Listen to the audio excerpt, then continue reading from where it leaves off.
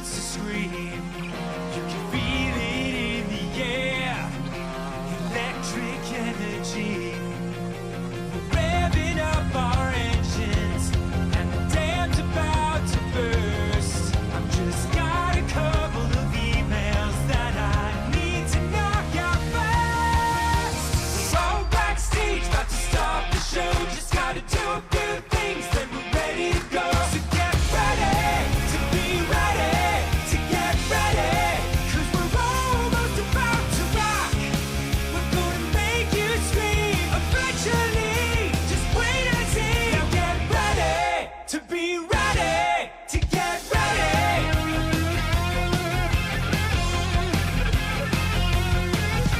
We'll be on stage in a second. Just a few things we gotta do. Gotta make the set list, wash the guitars, bathe the entire crew. Gonna play with all my Legos, then we'll eat some snacks. Drop Ninja Brian off of his Brazilian wax. Drink some gas so we can play real fast. And then you better hold on to all of your ass. We're gonna crush this show, just a few more steps. Nothing says rock like meticulous prep. So get ready to be ready, to get ready, 'cause we're almost about to rock. We're gonna chill your spine and blow your mind all into time. Now get ready to be ready, to get ready. Ladies and gentlemen, are you ready to get fucking destroyed? We are nearly prepared to begin preparations for our final sound check of the evening, so please file out of the auditorium while we reset the stage. Thank you. For those about to rock, please hang tight while I find my socks. Gonna crack your skull like an aftershock. Just gotta call my broker and sell some stock. So get ready to be ready, to get ready, 'cause we're almost about to rock. We're gonna melt your face through time and space at an appropriate pace. Now get ready to be ready, to get ready. Now get ready to be ready, to get ready. Now be ready to be ready, to get ready.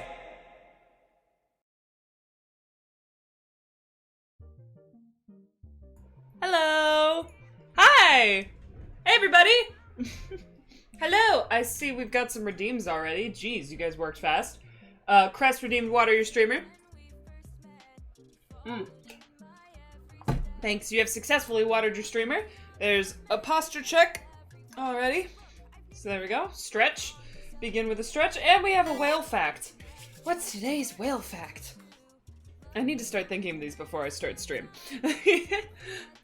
Whoa, hydration be upon ye. Today's whale fact.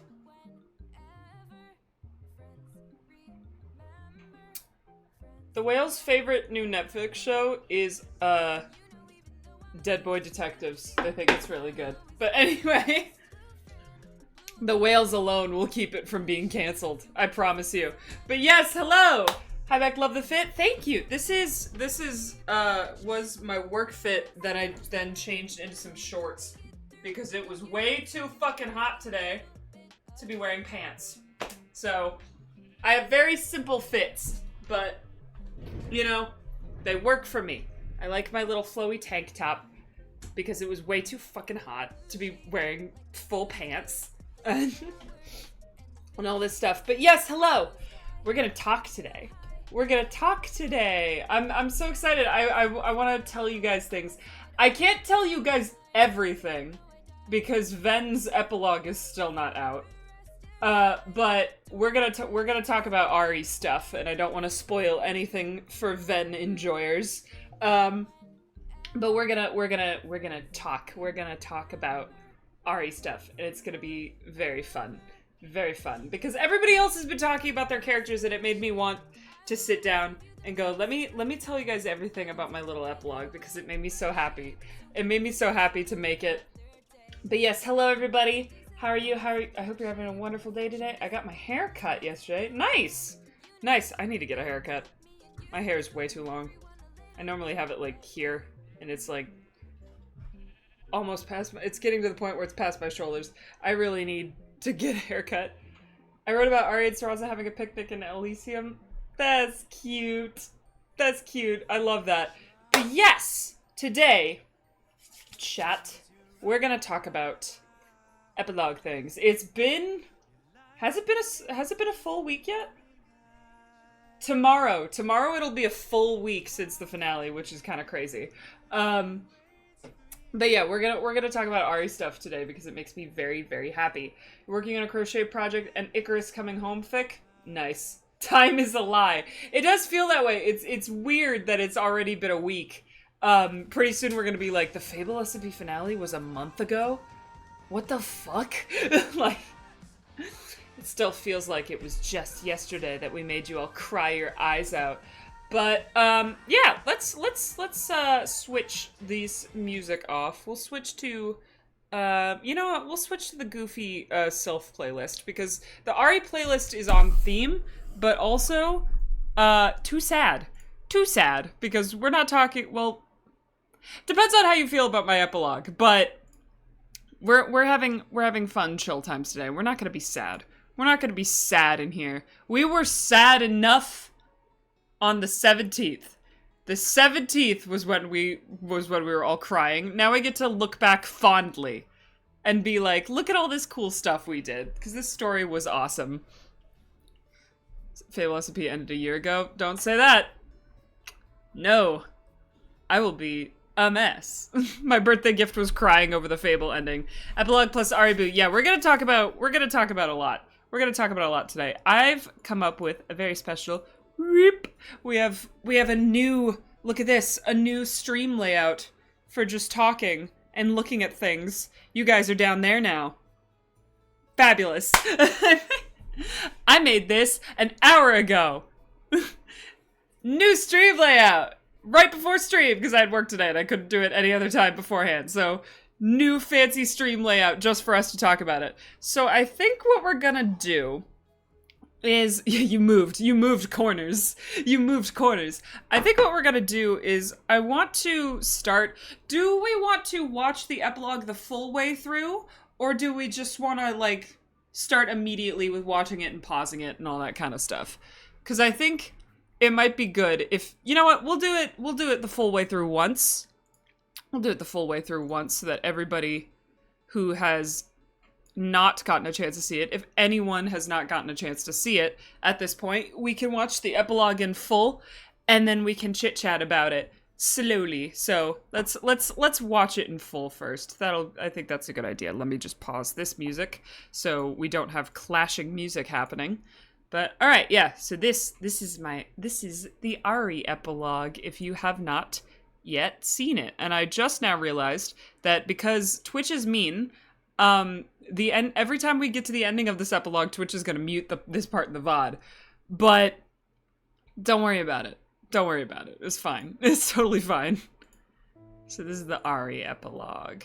Let me know if it's too quiet. I think I should turn it up just a smidgen.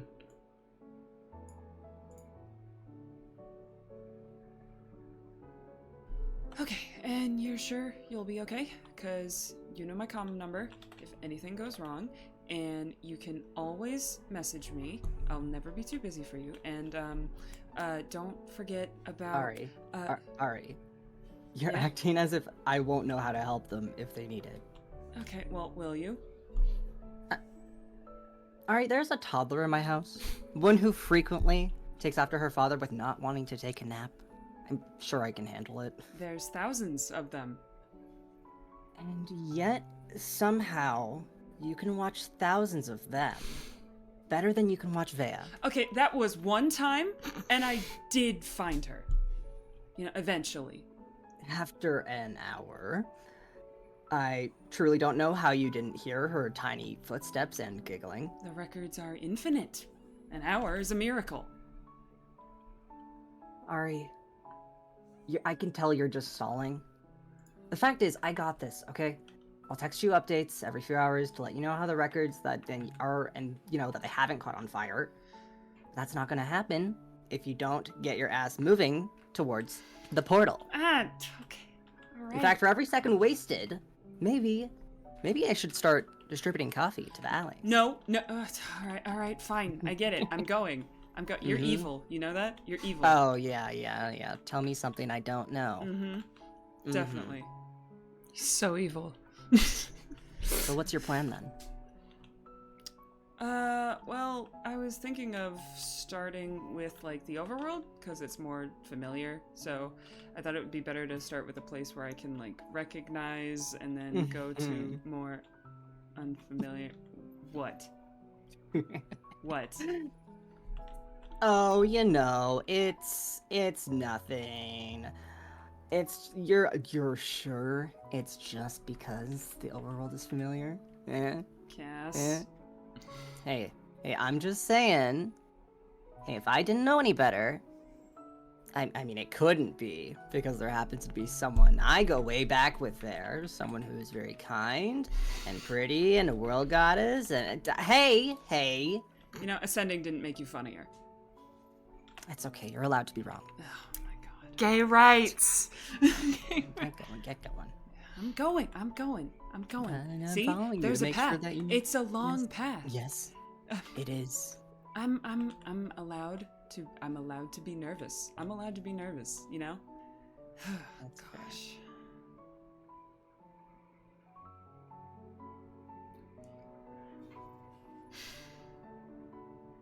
Hey, you okay?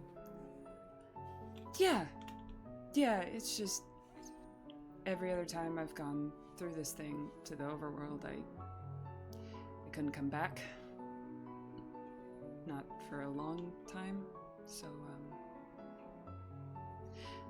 I guess I'm just surprised that we got here. You know, after everything. Well, things are different now, and after everything, I think we deserve some good. I think you deserve to get out there, see all the stuff that you only got to read about, get endlessly pestered by all of your new god friends. Don't I get enough of that here? Hey, I had to pester you. I was legally obligated. It's the only way the records got fixed as fast as they did. Semi-fixed. There's still a lot to do. Okay, well, you can worry about that later. Taking breaks is important. For now, go live for yourself a bit. You deserve it. Yeah, thanks, Caspian. Of course. Now go. You've already procrastinated on leaving enough. I'm gonna start distributing coffee. Okay, you swear you'll message me if anything goes wrong. You swear? Yeah, oh my god. Yes, Ari. Now go, or it's not gonna just be coffee, it's gonna be espresso. No, okay, fine. I'm going. No espresso needed. Yeah, just, okay, you guys be good for Caspian, all right? I'll see you later. I promise. It will not take as long as last time.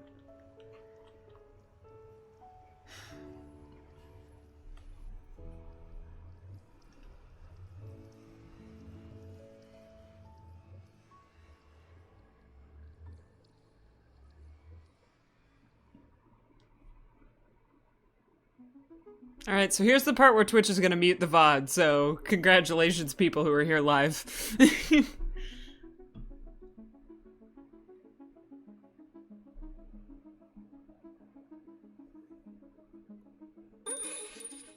What? Forrest? You're supposed to stay put. You little escape artist. You won't go back if I ask, will you? Fine. I guess I do need someone to help hold the camera.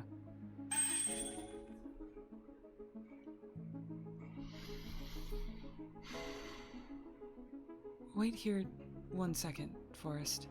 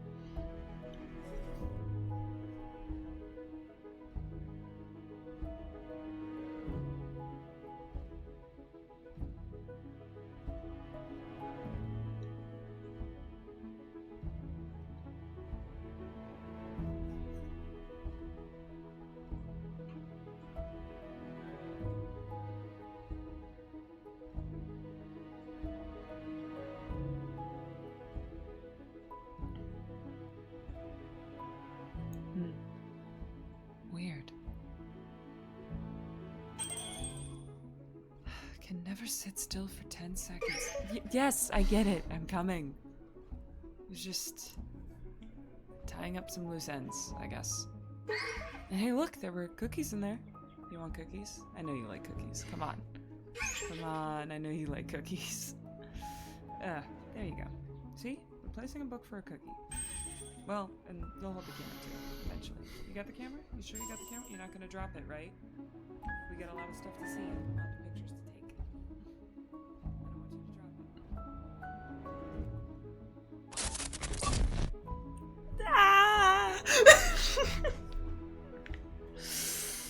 I have so much to say about this, but we're gonna wait. We're gonna wait. This is just the look through.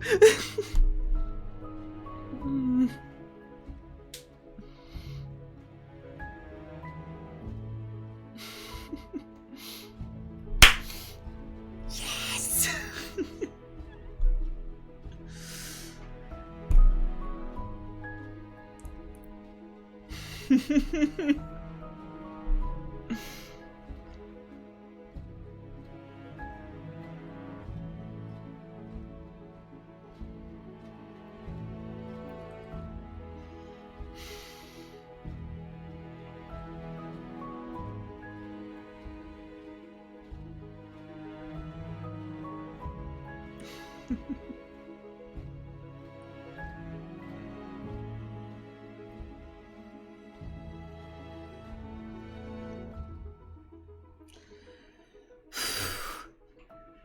Wild how this still gets me. I watched it while editing like 20 times and a little bit. Okay. So that is the full epilogue. That's the full thing. That's the full thing. Let's go through now, and I wanna talk about specific stuff because this epilogue makes me so freaking happy. So to start off, I wrote the script, and obviously it was my epilogue. Who else would write my epilogue? So I wrote the script for both parts, and I texted Ghost. We had not talked about epilogue things at all, and then I like sent Ghosty an entire script, and I was like, this seems right, yeah? That they would be hanging out in Elysium. Yeah, yes? So our very first discussion about Caspian and Ari was me sending them I can't remember if it was 4 or 5 pages. I think it was 4. A 4-page script of like, look at this! This works for an epilogue.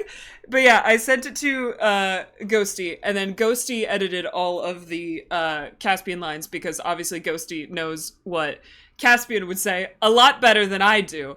So that was how this epilogue started, which was very fun. But let's go through this like bit by bit and talk about it because it makes me very happy. Silly goofy thing. Hi Catho. We're talking about epilogue things. So, silly little thing that I personally think is funny about the years later. When I started editing this, it originally said months later because I had forgotten that I mentioned Vea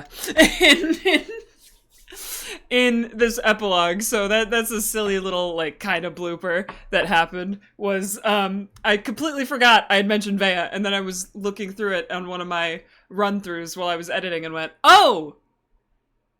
Yeah, no! She can't... she can't exist a couple months after. Because not only was it, oh, I mentioned Vea when she's like a toddler, not a baby. So I was like, shit, this needs to be years. So that's a silly, goofy thing. I also want to thank the wonderful, artful J Renegade, for being the camera for this entire first section. Okay. For everything that is not, my point of view was filmed by Art. I dragged Art to, the game and was like, can you be a camera person while me and Ghosty do some fun, funky epilogue things? And they did, and it was wonderful. Art is my favorite cameraman. Art is the best. Oh, thank you so much for the raid, Riverly Live. Welcome, welcome. We're talking about epilogue things for Fable SMP. I hope your stream was very nice.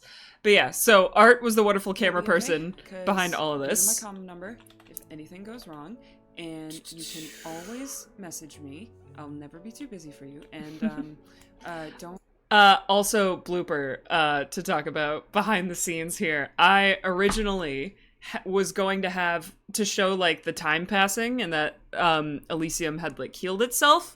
There was going to be a bunch of allays just like flying around the halls. They got out, and not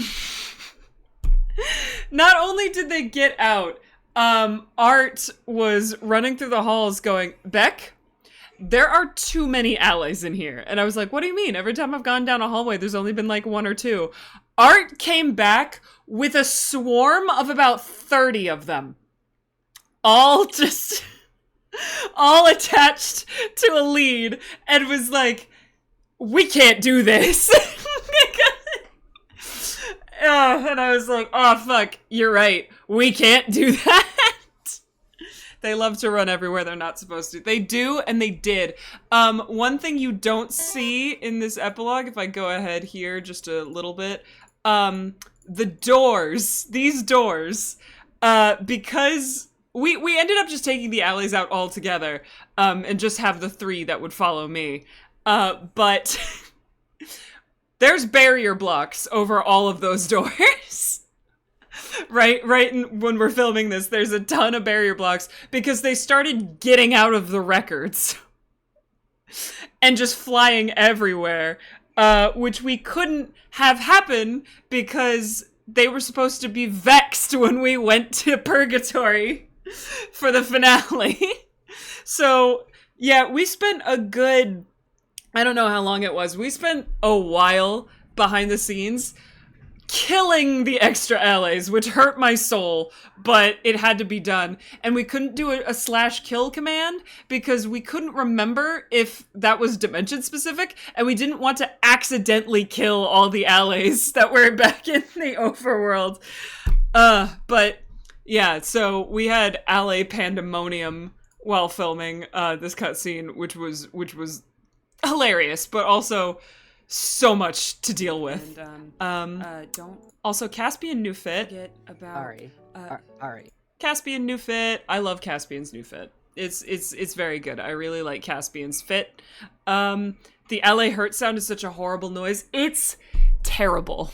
The LA hurt noise, when you have to, I know because I've done this before because we had to do it when the allays went missing. When the allays went missing from the place that Wolf had them hiding, we had to kill them to get rid of them because it was way too much of a hassle to move them all somewhere.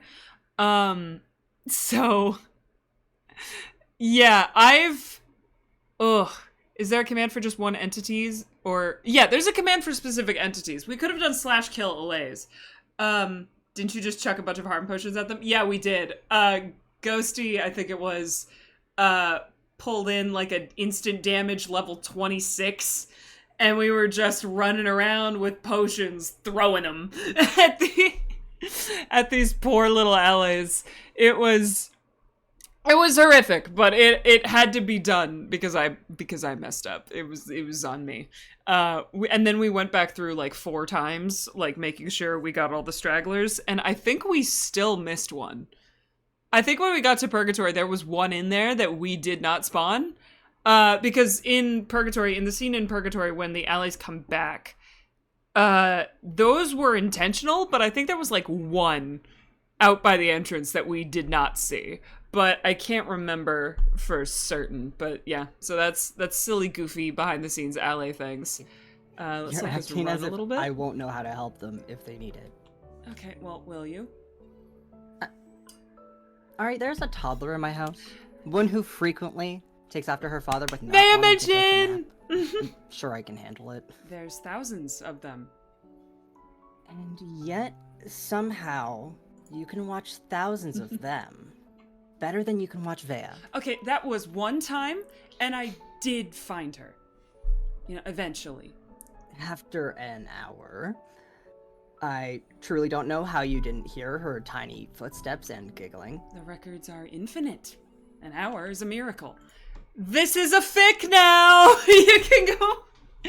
a few days ago, I uploaded that particular scene they're talking about as a fic. It's up on my AO3.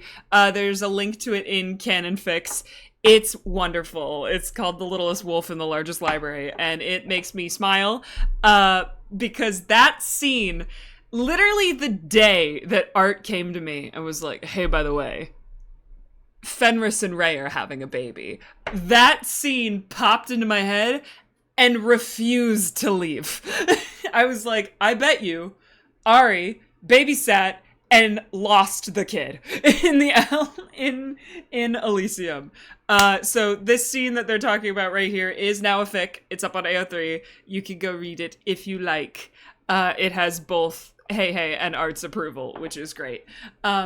Ray being Little Wolf is adorable. Yeah, Ari calls her Little Wolf because I had, when I was little, one of my dad's friends would call me Lil last name, like our last name. Obviously, I'm not going to tell you guys my last name, but they would be like let's say my last name is not Smith. Let's say it was Smith. I was Lil Smith. Was the whole thing. So when it came time to when I was like, ooh, what would Ari call her? I was like, I think Lil Wolf would be very cute. Very, very cute. So yeah, Vea mention in my epilogue. I also found it really funny because with the way our streams were all synced up where I was staying in Purgatory, it was very likely that some of you saw this first and had no idea who the hell Caspian was talking about when he said there was a toddler in their house, which I think is very funny. I find it so funny that Ari was confident a promise from a toddler would be enough for them to not immediately tattle to their parents. Real. Yeah. Found it going to read it after this stream. Ah, cool. It's funny to think about that Ari lost Vea first. I thought Caspian, no, not Caspian, that's not what that said. Centros or Violet would have lost her first. No, it was Ari. It was definitely Ari who lost her first. Because the other thing about Ari is she's not used to children. She's worked with allies who sometimes behave like children, but they're not children. Like, they don't work in the same way. So like, if she tells one, hey, can you stay here for a little bit? And they don't, it's fine because she knows that they're around and she knows that she could, like, talk to them again. When a baby that's not yours goes missing, it's a whole different ballgame. But yeah, so I think it's very funny how some of you might have seen this before, finding out that Ray and Fenris had a toddler, which is hilarious to me. You can logic with an LA, you cannot logic with a 3-year-old. Exactly. That's the whole idea. Ari, I can tell you're just stalling. The fact is, I got this, okay? Also, Ari's new fit. We'll look at Ari's new fit, the full design, in a little bit. I'll text you updates. Ari's every new few fit hours to makes let me you know smile. how the records that that they haven't caught on fire. That's not gonna happen if you don't get your ass moving towards the portal. Okay. All right. In fact, for every second wasted, maybe I should start distributing coffee to the alleys. No. No. All right, fine. I get it. I'm going. No. You're evil. You know that? You're evil. Oh, yeah. Tell me something I don't know. Mm-hmm. I do really love the dynamic of these two. I do really love the dynamic of these two when there's no trauma hanging over their heads, and they can just be friends and they're just like besties that are hanging out and fixing this realm together. I really love that vibe. Definitely. So what's your plan then? Well, I was thinking of starting with, like, the overworld, because it's more familiar. So quick note about this bit where Caspi is asking what her plan is. So part of this ending that I think got a little brushed over because I was so busy with funky stuff with coworkers and funky stuff with Caspian and just hanging out and making sure the Aribu thing was in there, which we'll get into in like 2 seconds. But Ari's epilogue, one of the things that she is doing is she's spent, from the end of Fable up to the epilogue, she spent almost all of it in Elysium, turning Purgatory into Elysium. She spent almost all of it there, fixing things, repairing things, all that jazz. What Caspian is doing here is he has convinced her that he's basically convincing her to take a break is the first thing. But what's important to me is that Ari has spent all this time, her whole life, working for other people. Like, she loved her mother. She spent her whole childhood, like, working for her mother and trying to please her, which she accomplished because Sarasa was endlessly proud of her. But she spent her whole childhood working in the records. And then when the Aether fell, she spent time looking for the Allays. When she was with the Pillagers, she was only working for the Pillagers. When you see the start of the season, she's only looking for the Allays. Ironically, the only time she's doing something solely for herself is when she's vexed. So part of my idea behind her epilogue is this idea that when Elysium is successfully Elysium, not perfect, but it's there and it's stable, and you don't have to have all hands on deck all the time. She finally gets to go and just travel and live and just get to exist on her own terms without stress, without any of that. She's going on. So this is why Cass is like, what's your plan? And she's like, oh, I'm going to start with the overworld, because the idea is she's going to go see all the different dimensions. And I was going to do more Polaroids, but I ran out of time, because the idea behind the Polaroids is that this is all the pictures she's taking when she's out traveling. And she comes back to Elysium a lot during these travels. Like, she still is coming back, checking up, making sure everything's okay. But what is important to me is that in this epilogue, her life is not just Elysium. It's not just the Allays. It's not just working for someone else. She loves her home, and she is working to repair her home to the best of her ability. But she has a better balance between, I have to save my home and I have to live for myself. Because normal Ari was only, I have to save my home. Vexed Ari was only, I have to live for myself. Epilogue Ari has found the happy middle. And I think that's very important. Will you ever do any more pictures just like for silly, goofy fun? I might. It might be fun. There were a couple Polaroids I wanted to do that I didn't get the chance to, and I'll talk about that when we look back at the Polaroids. So that's what this bit is Caspian asking, okay, well, where are you gonna go? Because I think, like, Caspian is a big part of what pushed her towards getting to that balance, because Caspian has lived with Ray and knows what it looks like when your work-life balance looks like this instead of this.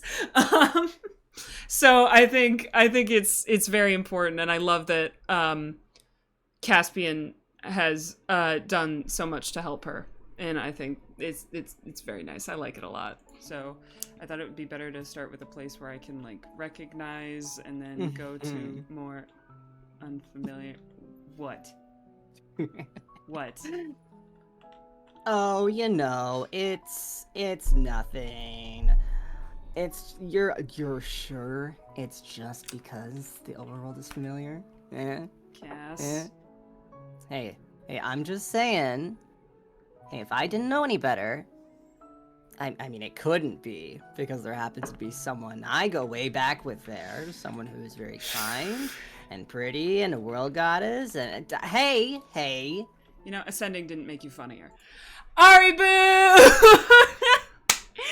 Ari Boo! Ari Boo is entirely your guys' fault, by the way. it's entirely your fault, and I thank you for it. When the wave of non-canon ships came in, both me and Mambu were looking at the Aribu stuff, and we were like, this is damn cute. And I'm a big fan of Sun and Moon lesbians. And we're both big fans of Sun and Moon lesbians.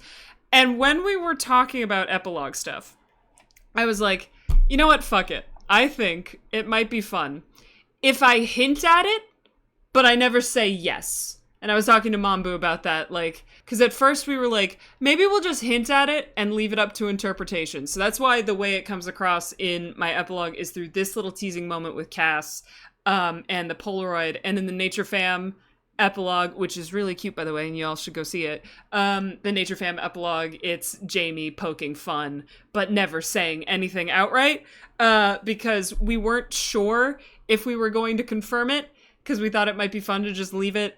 But then when someone asked on Tumblr, I texted someone on Tumblr, asked and was like, hey, is this real? Is this full canon? And I texted Mambu, and I was like, should we do it? And she was like, fuck it, let's do it. So Aribu is fully canon, but in the epilogues we were leaving it up to interpretation. But now it's fully canon because fuck it, you guys deserve your cute little Sun and Moon lesbians. It's wonderful. It's great. I've got a big post talking about what that means for Ari's asexuality and aromanticism. She's still asexual, because I fucking love it when asexual characters still get to have fulfilling, loving relationships, because sex is not everything, and I love it when asexual characters get to have lovely, fulfilling, loving relationships with no sex. It's great. They can hold hands. Exactly. They don't need sex. They can hold hands. It's great.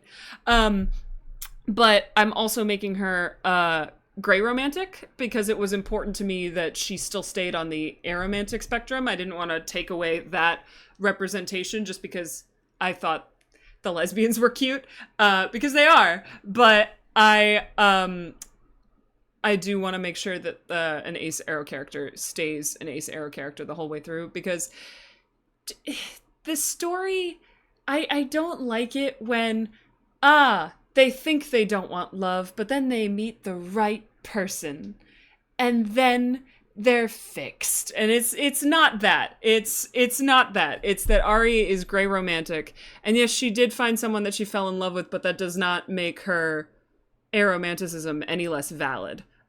So yeah. That's the whole thing about Aribu that makes me very, very happy. Also, this is now the second time I've played a stepmother, which I think is very funny, because I played Kausis, who is Axe's stepmother, and now I'm playing Ari, who is dating Mambu, meaning that Jamie and Easton are now my stepkids. So you guys have no idea how many times Jamie texted me the words, "What are your intentions with my mother?" when we started talking about this. As someone who's on the arrow ace spectrum, I love that for Ari. Thank you. It was very important to me that she was arrow ace and she stayed arrow ace the whole way through, because I want arrow ace people to be able to have that rep, because not enough aromanticism is shown in media. But what are your intentions? Wait, Jamie, isn't it like 5 a.m. where you're at? Jamie, why the fuck are you awake? Are you still jet lagged? Jamie, why are you awake? Why are you here? I'm glad you're here, but it is so early in the morning, homie. Like, it's a hell of a drug. That's fair. But yeah, canon Aribu. Canon Aribu. It is wonderful. Alright, let's see. It's okay. You're allowed to be wrong. Oh my god. Okay. Get going. I'm going. See? There's a path. Sure It's a long path. Yes. That whole bit was ad-libbed because the script ended. The script between these two scenes. Oh my god. And pretty and a world goddess. The script between these two scenes ended at it's okay, you're allowed to be wrong, after Ari says, you know, ascending didn't make you funnier. So this whole bit walking through the path was ad-libbed. That one. I'm going. And I'm See, following you to there's a make sure path. that you- It's a long path. Yes, it is.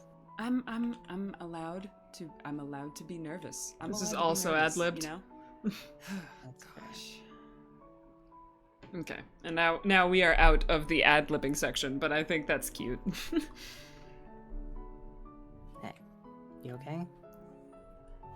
Yeah, it's just every other time I've gone through this thing to the overworld, I couldn't come back. Not for a long time. We're gonna skip this part because I think it says what we need it to say all on its own, which is Ari being nervous about leaving because so much of her trauma is wrapped up in leaving and not being able to come back. I think it's pretty self-explanatory, so we're actually gonna skip ahead Don't here. worry about that later. Live for yourself a bit. You deserve it. Caspian. Of course. Now go. You've already procrastinated on leaving enough. I'm gonna start distributing coffee. Okay, you swear you'll message me if anything goes wrong. You swear? Yeah. Oh my god. Yes, Ari. Now go, or it's not gonna just be coffee. It's gonna be espresso. That was ad-libbed.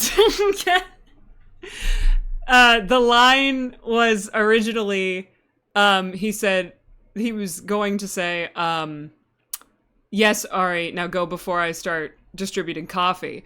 But then he said, I'm gonna start distributing coffee before I asked him if he promised he was going to text me. And Ghosty just went, I'm gonna start distributing espresso instead. Which was great. I'm surprised I didn't laugh in this take. But yeah, that was ad-libbed by Ghosty, and I think it's very funny. No, okay, fine. I'm going. No espresso needed. Yeah, just... Okay, you guys be good for Caspian, alright? I'll see you later. Other thing here, in between scenes, we switched it so that all the allies were tamed to Ghosty, so that they would stay with Ghosty and I could go into the portal. I promise, it will not take as long as last time.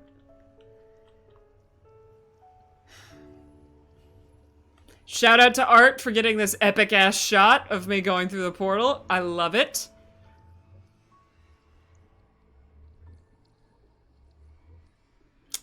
I love that shot. Art also is the one who took the really awesome thumbnail screenshot of me in front of the portal, which is the thumbnail for my finale VOD, which is very cool, and I like it a lot. All right, so that's everything in the Caspian portion. Let's get into this part.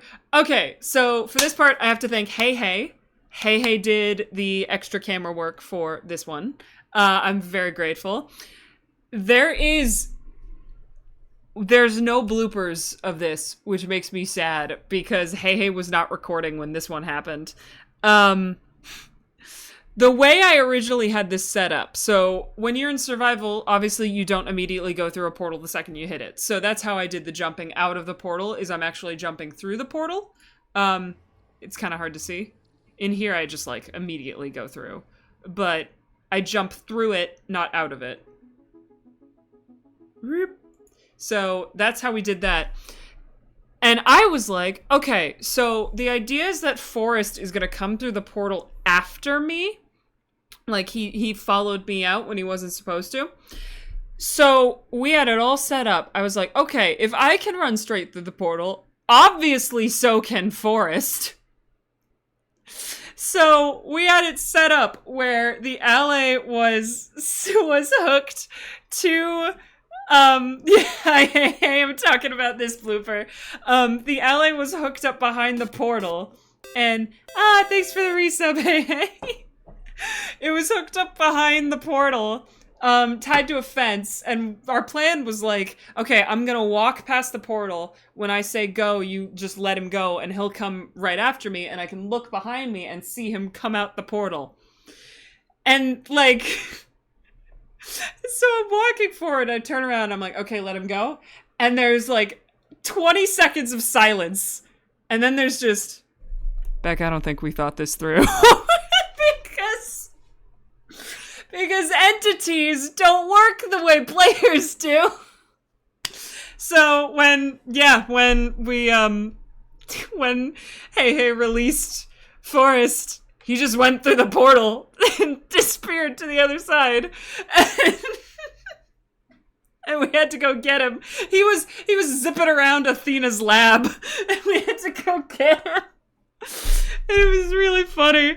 But yeah, the fact that both of us were completely like, yeah, this'll work, is very, very funny to me. It was great. I wish it was recorded, because I only have the shot of me turning around and seeing nothing, and I have none of the actual alley hitting the portal, because it was so funny. Hang on. Okay, cool. I just had a couple of Discord messages, wanted to make sure it was nothing super important. But yeah, so it's so fucking funny. I wish we had it on recording. But yeah, so we have this bit coming out the portal. Hey did this camera shot for me, and I'm very appreciative of it. Hey was also the professional alley wrangler for me in this, where, like I just said, we set it up instead so that he was in front of the portal instead of behind it to get the shot to work. But Hey was the professional alley wrangler, letting him loose when I needed him to be let loose. So, Forrest, you're supposed to stay put. You little escape artist. You won't go back if I ask, will you? Fine. I guess I do need someone to help hold the camera. So, I do need someone to help hold the camera is the idea that Forrest is the one taking all of the Polaroids. At the end of my epilogue, all of the Polaroids are taken by Forrest. Except for one, which is a selfie, where you can actually see Forrest in the picture.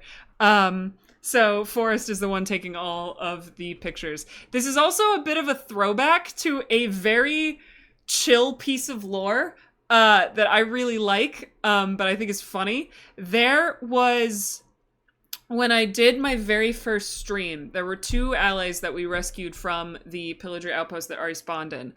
I ended up losing both of them on the way back, and I didn't know where they went, so I just spawned a bunch more.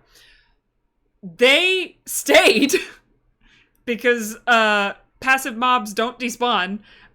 So when later on, I think it was with Ray, I think it was Ari and Ray heading out to look for libraries was the bit. And we went over to a mountain, and the missing alley was there. and like came towards me because it was tamed to me. So it was like, hey, what's up? And so on the fly, we did like a whole thing where I was like, you escaped, you found a hole in the side of the house, god damn it. And that's when I named him Forrest. So this little bit of Forrest coming out when he's not supposed to, and following Ari out of Elysium is a little bit of a throwback to that. That was one of the first things I thought about my epilogue, was I want one of the allies to come with me on her travels, and I want it to be Forrest, because Forrest is the escape artist, which I think is very cute. But yeah, so there's that. That's why Forrest is the one who gets to come with. It's very small, but it makes me happy.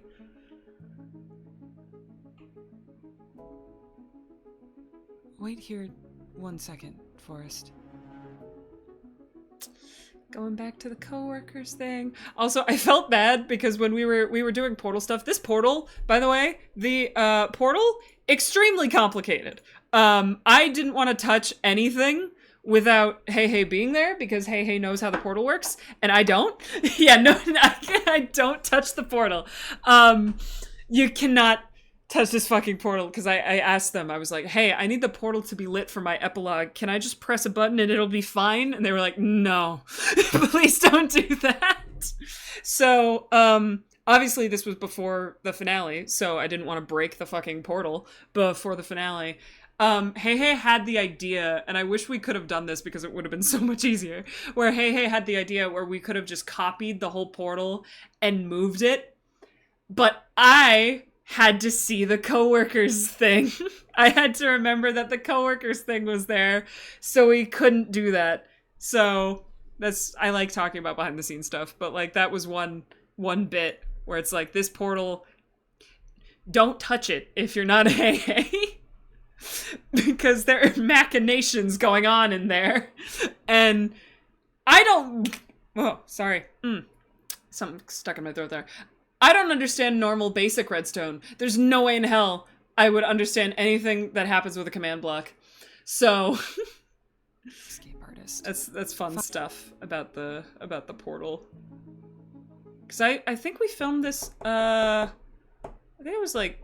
5 days before the finale? No, it was the same day. Not the same day. It was like the day before Grave Mistakes, I think, was when we filmed this.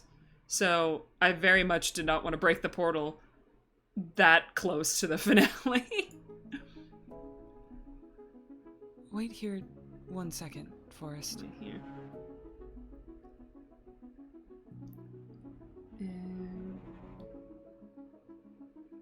So about this part, I wrote this part after I wrote the second part of the first words.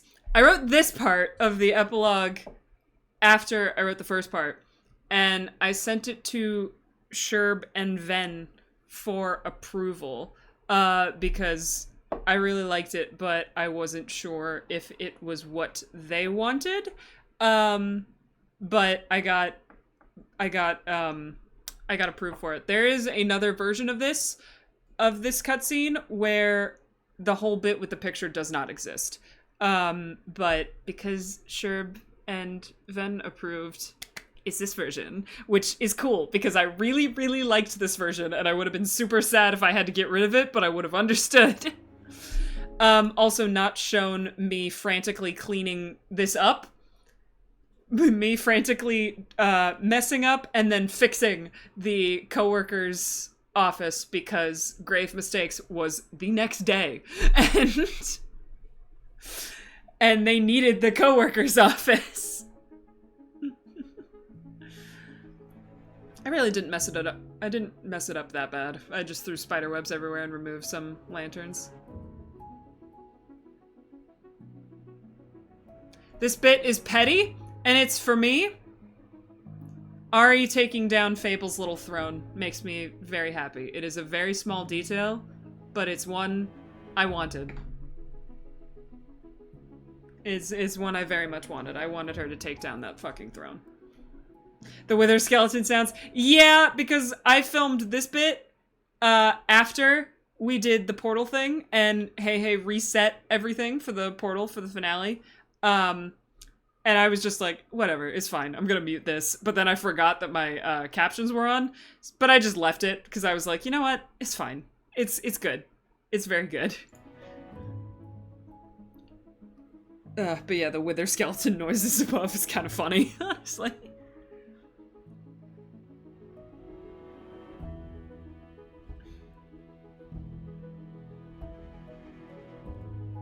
Just looking through the coworker's place, grabbing extra supplies. Your music choices for the cutscene are so good. I spent so long. I have one specific music guy that I typically go to. It's called, his name's Scott Buckley. He's an Australian composer. He's the one who wrote Beautiful Oblivion, which is the Ari song that I use for her end for the end card on all of the highlight videos. That one and The Long Dark, those are the two songs that I use for Ari's end card in the highlight videos. He writes really good music for stuff like this. He's what I typically go to when I'm looking for cutscenes. I flipped through like every single one of his songs to find this one. This one's called The New Year. by Scott Buckley. And the first part of this epilogue is a piano cover of one of the Undertale songs. I can't remember which one it is. Which Undertale song is it? Hang on. I have it written down in the epilogue video. I credited it because obviously if you don't credit, what the fuck is wrong with you? Let's see. Where is it? Which one was it? It was Reunited. It's Reunited by Lazy Pianist. That's who did the piano cover of the first part. And I slowed it down just a smidge so that it would fit the amount of time for the cutscene. But yeah, this is The New Year by Scott Buckley. It's a really good song. I like it a lot. I think it fits this ending bit very, very well.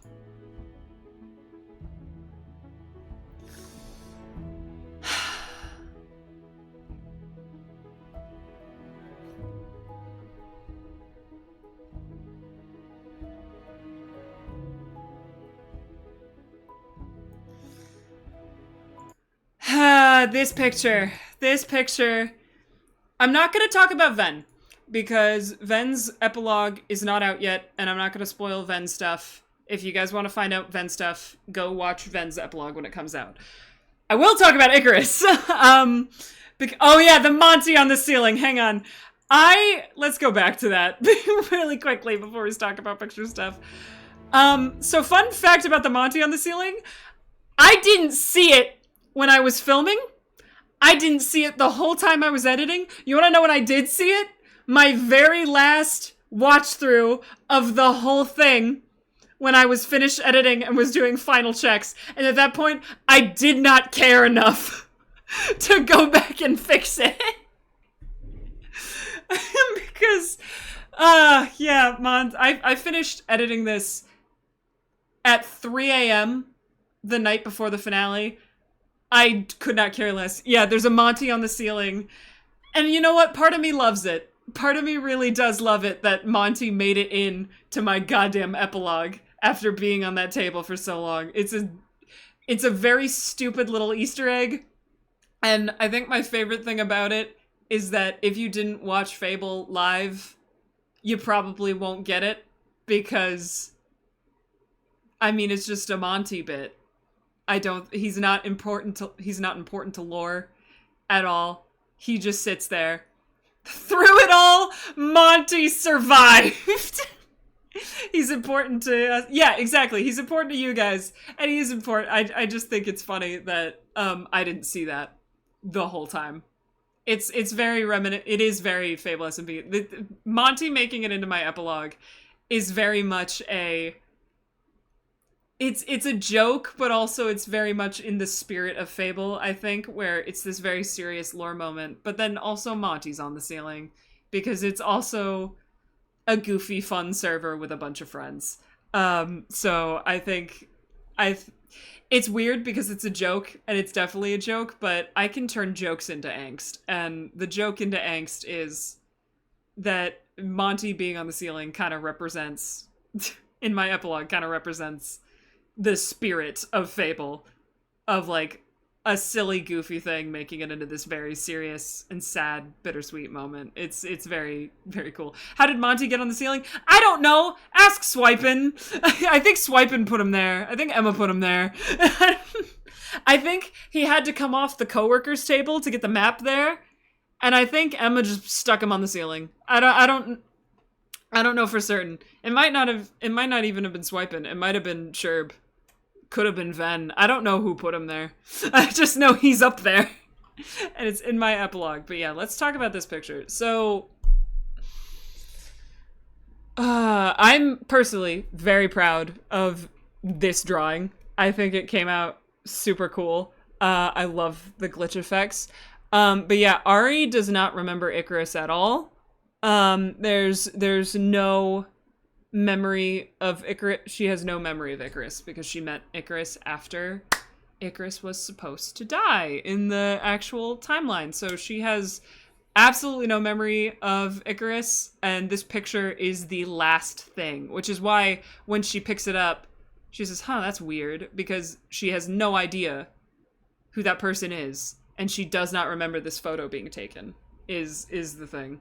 And it makes me very sad. And if you want to know about Ven things, go watch Ven's epilogue when it comes out, because I have stuff I want to say about Ven, but I'm not gonna, because I'm not gonna spoil things. I'll talk about the one little detail about Ven on the Discord when Ven's epilogue comes out. Don't yell at Ven. Premiere Pro is giving them a hard time. Ven's trying very hard to get... Don't yell at Ven. Ven is trying very hard to get their epilogue out. Premiere Pro is giving them a very hard time. Please do not yell at Ven. They're trying. I swear, guys, they're trying. Give them a bit. They'll get it. But yeah, so that's the bit behind this picture. That's the bit behind this picture. Is that Ari doesn't remember that picture being taken, but it's here. Hi, Forrest! Still for 10 seconds. Yes, I get it. I'm coming. It was just tying up some loose ends, I guess. And hey, look, there were cookies in there. You want cookies? I know you like cookies. Come on. Still love that her middle finger's up. Yeah, it's Vexed Ari. Of course Vexed Ari flipped off the camera. Come on, I know you like cookies. There you go. See? Replacing a book for a cookie. Well, and we'll hold the camera too, eventually. You got the camera? You sure you got the camera? You're not gonna drop it, right? I love You this. got a lot of stuff to see and a lot of pictures to take. I don't want you to drop it. Ah! Me win! Me win! I love tiny little Icarixis bit in my epilogue. I love little Icarixis bit because they're fixing all the anomalies, and that photo is an anomaly because Icarus is in it. And I love just that tiny little... Does it turn into an orchid? Yes, it does. It turns into a blue orchid. I had written down that it turns into a flower, and I asked Sherb, I was like, what flower would Icarixis turn it into? And they were like, a blue orchid. And I was like, okay. So... So it makes it's a little tiny moment at the very end that I just love. I really love this like little tiny Icarixis mention in my epilogue because I think it's very sweet. I think it's a good place for the coworkers to end. I think it's a good wrap up for the coworkers bit. Is this little moment of Icarixis fixing a anomaly. It's small and it's sweet and it fucking works and it makes my heart go, yeah. Also Ari talking to Forrest about the camera. Yeah. Apart but still affecting each other's lives. Yeah, exactly.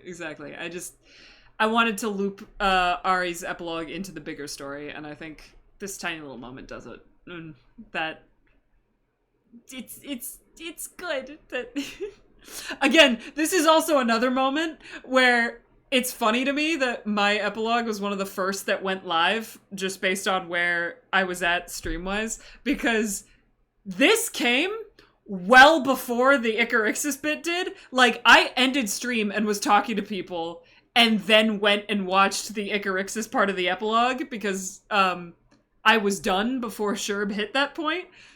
So this live made no sense, which I think is really funny. But then watching it back, yeah, it's an Icarixis moment. It's very funny. It's so silly to me that I was one of the first. Same with Vea, yeah. It's so funny to me that I was one of the first epilogues to go live when you needed context clues for like multiple multiple bits of mine. No one had context, and then we were bodied by it. Yeah, just this little glitch thing. It makes me so happy. I just want to watch it again. Just beep. Yeah, it makes me happy. I love that bit. Alright, let's talk about Polaroids. It makes it a fun moment when everyone goes, oh shit, wait! True! Yeah, it does. It makes me so happy. Let's talk about Polaroids. Let's talk about Polaroids. And you know what? For this part, since the rest of the epilogue is just the Polaroids, I'm gonna actually bring up the Polaroids on the menu separately, on the stream separately, just so I can make them a little bigger and we could talk about them differently. So let me just really quickly, yes, remove that video capture and let's put in some images. Let's throw in some of the Polaroids because the Polaroids make me these are so good though. Thank you. I spent I don't even know how long, probably more than a solid week doing these. I wasn't gonna shade them, and then I decided that I was gonna shade. I just decided to, okay, so let's do this one first. So family. Of course I had to do the siblings. This was the first one I drew. I had to do the siblings. They make me so happy. Nothing in particular is like happening in this Polaroid. I thought it was really important to have a little sibling moment. Also, they're in the end because Ari's going through a bunch of different dimensions. The only dimension I didn't get to do a Polaroid for was the Nether. I was going to do one with Athena and maybe Jamie. I was thinking it was going to be the three of them hanging out. Didn't get around to it. That was one of the ones that I didn't get to do. But yeah, this is the first one is of course Fenris and Ari hanging out in the end. Fenris is in their awesome god fit, and it's so cool. It's very cool. I love this one. It makes me very happy. Now let's do which one next? You know what? Let's do the Centros one next. This one makes me giggle. So I don't know how many of you have seen this bit because it was a very small bit of lore that Ari offered to help Centros how to write better. Centros, before he died, asked Ari to help him write better, specifically because he wanted to write the letters to his loved ones after he died. That was a whole bit. So she helped him for a little bit with that, and then she was vexed, and he died, and it was a mess. But I really like the idea that when everything settles, they do lessons again. Because I think it's very sweet. And we also talked about that a little bit in the stream where Ari sees Violet for the first time. Because after he disappears, the first thing she asks is, "Do you still want writing lessons?" And he goes, "We can talk about that later," and leaves, which I think is really silly. So I included it in the Polaroids that they did in fact do more lessons. They did more lessons later, and it's cute, and I love it. I love it. I love it. I love it. What else? Let's talk about this one. This is just pure me being silly. This is pure me being silly. This is also the one I mentioned earlier about how there's one that's a selfie. So you can see Forrest in the background. You can see Forrest in the background behind Ray. Old habits die hard. Just because you're God doesn't mean you don't down coffee and read books all the time. This one's just silly goofy. And I wanted to show that like she and Ray are pals. I mean, I think everybody in the cast is pretty much pals with each other canonically. This looks like a meme template. It does. A little bit. Do gods need coffee? I don't think they need coffee, but I think Ray will still drink coffee. I don't know though. That's a hey question. If gods need coffee, why does he need coffee? I don't know. I think that's a hey question. Why does Ray need coffee? Who knows? Maybe he doesn't need it. I think it's just force of habit, which is why old habits die hard. So yeah, this is a silly goofy. Most of these Polaroids are silly goofy because I was just having fun with them. So yeah, there's that one. Also, Ray's god fit is super fun to draw, by the way. I love this shirt. I love this see-through shirt. It's really good. It's very awesome. He's both a god and a father to a toddler. He needs coffee. Fair. You're so right. You know what? We don't need to take coffee away from him. He's got a toddler. He needs it.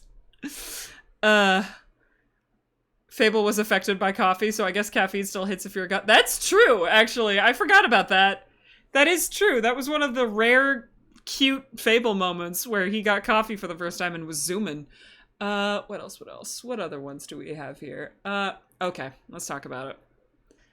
Let's go, lesbians! Let's go! Let's go, lesbians! Let's go, lesbians! Let's go. So this is my only other little Aribu bit that I put into the finale. It makes me so happy. Because listen, did y'all think we would do an epilogue without saying that book club was back together? Of fucking course book club was going to come back together. Like, the moment Mambu was like, oh yeah, I'm coming back, I was like, book club. We gotta book club this.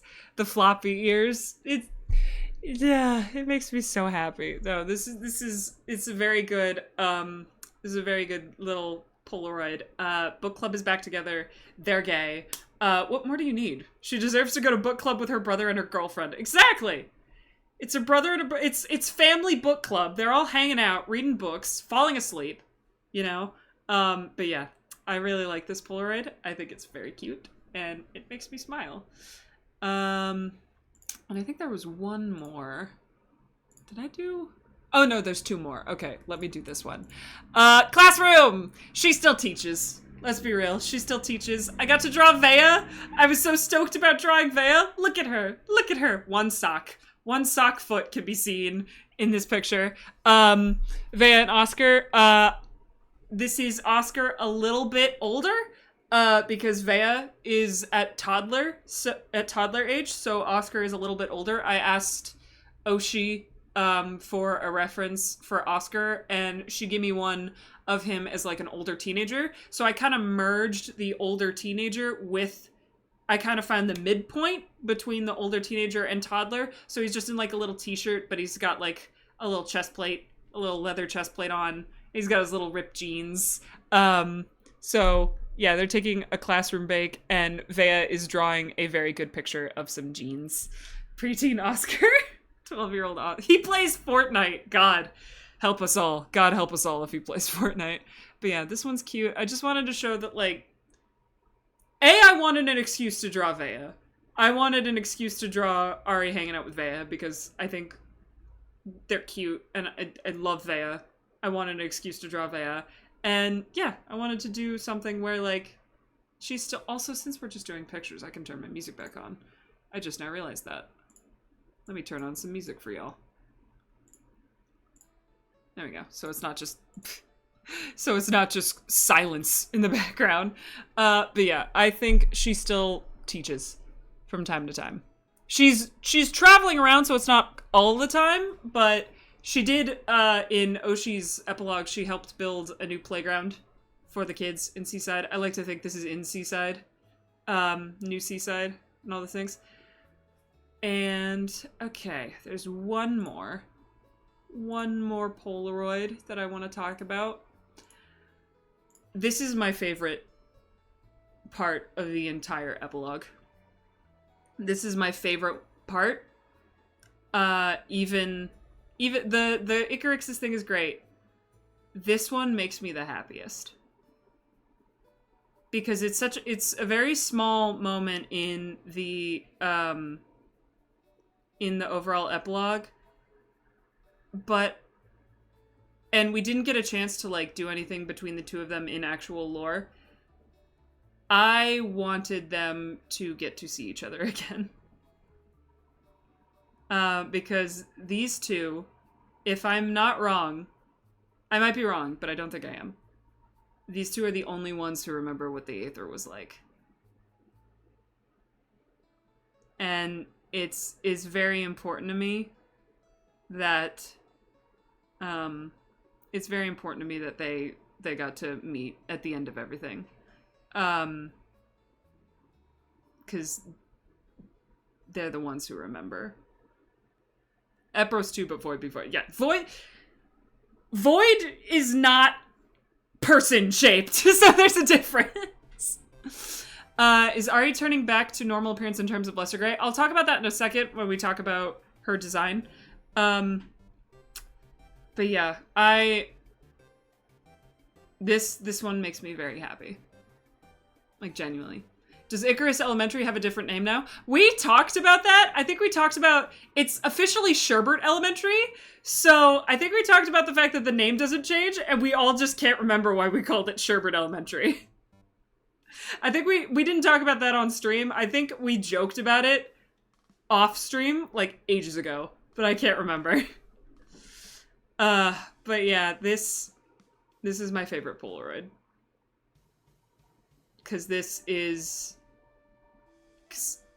the, Illyrion is the last piece of home for Ari, in the same way Ari isn't technically the last piece of home for Illyrion because he has Will. But yeah, this one I think about a lot, and it means a lot to me. He is the last piece of home, and she gets to see him again. And I like to think Ari and Illyrion constantly write each other letters. They probably do.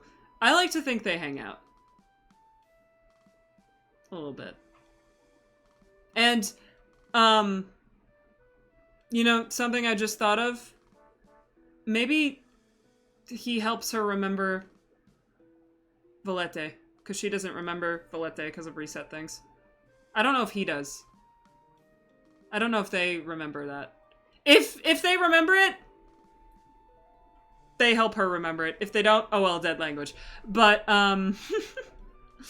he'd be so proud when he sees Elysium. I think so too. I think so too. Yeah. Yeah. Very happy. And then real fast we'll do, so this was the original. This was the original version, just in case you want to see how fucked this one got. This was the original. I put it at the very end because I liked it. I like how it came out. I remembered Icarus's eye blood this time. Last time I drew Icarus, it was for a thumbnail, and y'all clowned on me for forgetting the eye blood. I remembered it this time. But yeah. So this was the coworker's Polaroid that I made at first, and then you remember the eye blood and Ari's wings. Yeah, I did. Double whammy. Look at me go. I forgot her wings constantly. But yeah, so there's the normal one, and then this is the messed up one. I'm really proud of both of these. I think they turned out really cool. And I'm super happy about it. But yeah, so that's everything that's in the epilogue. Let's talk about, do you guys want to see her epilogue design? Because I have her full epilogue design in here. Let me see if I can pull that up. Let's talk about her full epilogue design. Okay, here it is. Alright. Oh, wrong one. Wrong element. I didn't want to grab that. Let me grab this. Okay. Make her a bit smaller so you can see all of it. Alright, so epilogue Ari. There's a lot here that I really like. I love the jacket. I love the little she's got a little bag and a little traveler's jacket that actually fits her and is not torn. Yes! And it's not black anymore because it's hers, not the pillagers. It's her jacket and hers alone. It's not a remnant of the pillagers.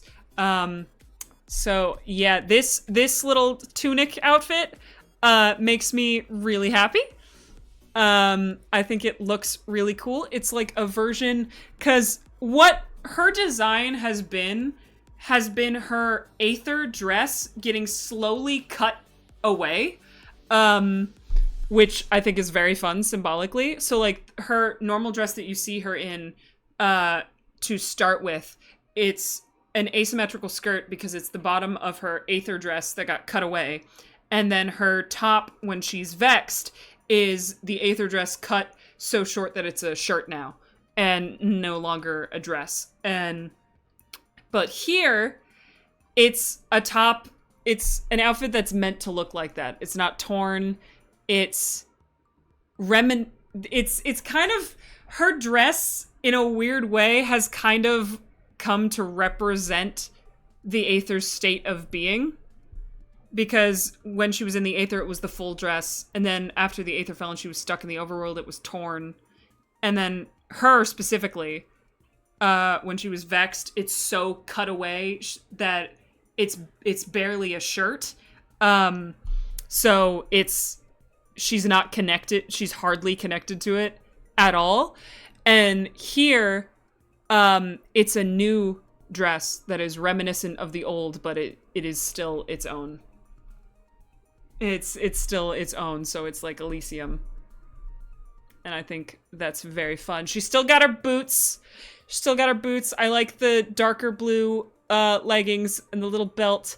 And her hair is fun to me because I did a little symbolism thing with her hair where, so half her hair became gray when she was vexed, and the other half stayed blue.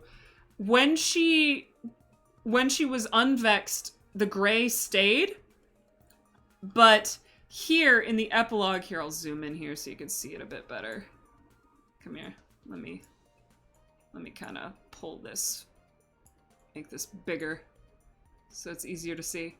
It's not that it's not that the vexing went away, but it's growing out. Her hair the gray is growing out. Because it's not that the trauma disappeared, it's that she's healing around it.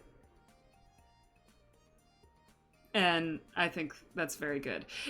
Is there yellow on the vexing marks? There is! So there is in fact yellow on the vexing marks. Let's zoom this in. So when she was vexed, part of her skin turned gray and the rest stayed blue. When she was unvexed, this happened when she was unvexed. It's just hard to show in a Minecraft skin. I did show it in like the thumbnails, and when I drew her, she had the golden lines between the gray and the blue. It's the idea that there's this, I think it's Japanese, there's this practice where when things break, like pots and cups and things like that, you repair them with gold. Because it's the idea that, being broken and fixed again. Kintsugi. Yes, that's what it is. It's the idea that being broken and then fixed again made you all the more beautiful. So it's like acknowledging the fact that it was broken and it is now fixed, and the journey that it went on made it all the more beautiful. And I really like that for Vextari. Because it's very important to me. I talked about this before. It's very important to me that the vexing wasn't something that was just fixed and done. It's trauma that she had to deal with, and it's a part of her that existed, and she can't just ignore it. And it's not something that just goes away. Even if, because like Wolf did save her, Wolf protects her. And Fenris saved her. But here's the thing. Fenris did not make all the vexing go away. Nothing can. Because it's traumatic. It's a piece of trauma, and it doesn't just disappear just because somebody loves you. And you know, that was important to me. The idea that just because she's unvexed does not mean that she is wholly back to herself again. And she can't be. Because she cannot go back to the person she was before the trauma. She has to live with it. Did the gold show up after she was unvexed, or is it like a tattoo? It showed up after she was unvexed. When she was unvexed, it was one of the details that was different along with her eyes. Because I wanted something that showed that she was unvexed now, but also she was trying to hide from Fable, so it couldn't be anything that was like super obvious. It was different. Would any of the unvexed allies have gold on them? I think, yeah. I think the unvexed allies would actually I think they'd have some gold on them. Up to you guys where you think that gold would be. I think I'll let you guys do that. But yeah, so she's very that's also what I was trying to do with her with the unvexing cutscene. When she was looking, it was between her vexed self and her younger self. And her vexed self says, I can't be you anymore. Because she can't. She can't be this innocent little girl anymore because she's been through so much. But then her younger self says, that's okay, I can't be you either. Because it's just... I have a lot of thoughts about growing up and not getting to be a child again, but still carrying that child with you. Like, it's just carrying the child version of yourself with you through all your trauma, and you can't be that child ever again, but you take them with you anyway. And I have a lot of thoughts about that. I have a lot of thoughts about Ari's trauma, but it welcome to Beck's 20-something crisis being made in Minecraft lore. A little bit, yeah. A little. Look, this blue thing can fit so much of my sadness. When the pouch is mostly empty, the allies ride in it like little purse dogs. I'll accept that. That's cute. But yeah, so Ari's design has a lot of... I've put a lot of thought into her epilogue design. And I really like it. You'll notice too, her wings do not get fixed. Her wings are always like that. And it's just something she has to live with. Because you don't... Like, trauma can heal, but it doesn't disappear. So it's the idea that the bit about her hair is the one that makes me smile the most, is that it's still there, but it's growing out. It's still there, but it's growing out because she's healing. She's healing. When you can't deal with your emotions, you give it to the blue people. Yeah. Oh yeah. And there's one thing I want to talk about when it comes to Ari, but I'm not going to because it's spoilers for other people. She has a crazy trauma in the epilogue that I cannot talk about yet. I will talk about it on the Discord when everybody's epilogues are out. But there's just like one piece of trauma that she has that makes me go insane. And I was talking to Art about it, and I was like, we need, I hope Lodestar gets a therapy office. And of course Art was like, cool, new business venture. But I'll talk about that on the Discord when everything is out. But I think that's everything that I have to talk about. Do y'all have any Ari-specific questions? Because now I'll turn it over to you guys, and I'll let you ask whatever questions you want. You can have Ari-specific questions, because other people's lore is not mine to answer questions about. But I'll talk about my blue girl for all day. All day. Does Ari ever get a gay haircut again, or is she a long-haired lesbian? Sorry, I'm eating a Cheez-It into the microphone. You know, I think she stays a relatively short-haired lesbian. I don't think it ever gets long again, but I don't think it ever gets as short as it was when she was vexed. I think she kind of stays in this realm that she's in. Is there a Starbucks full of cookies for the allies in Elysium? You know, I'm not sure, but I don't think Fenris would pass up the opportunity to expand his business. I don't think Fenris would pass up cross-dimensional business. Does she make another parent? Does she have another parent, or did Sarasa just make her? Sarasa just made her. She does not have any other parent. She considered, when she was with the pillagers, she considered Namir to be her adopted father, but she does not have another birth parent. Sarasa made her by herself as an accident. Ari's an accident, and that makes me laugh. What does Ari's lifespan look like? Normal, bit longer than the average human. Crazy longer than the average human. Something I have to remember about Ari is that Ari's been around since before the Aether fell. So Ari's been around for a really long time, but Ari feels 22. And my whole thing about Ari is, here's the thing about Ari's age, is no one knows what her lifespan is going to look like, because she is the only one of her kind. However, I'm the author, and therefore I know. And my answer to that is, it's kind of like fantasy elf vibes, where she's not immortal. She will age. Stuff can kill her. But she has a much, much, much longer lifespan than a typical human does. So she will die eventually, but she will be around for a really, really long time. And the other thing is that when she dies, she's probably still in Elysium. So there's not much of a difference. Let's see. I'm going through these one at a time. How much teasing did she go through when Fenris found out she had a crush on Mambu? So much!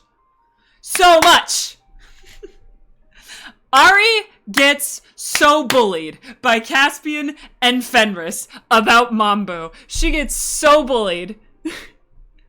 She gets so bullied. It's crazy. I'm back in the fucking building again. No, for real. Yes, she gets crazy bullied by Fenris and Caspian over Mambu. They will not let her live that down. How did Mambu and Ari get together? We don't have an official story about it. My only thing about it is I know Ari would not confess for a really long time, just because she would both be very nervous about it and not know if that's what she was feeling. I think she would talk to Fenris about it and be like, Fenris, I'm starting to have laughter like a sunset thoughts. What is this?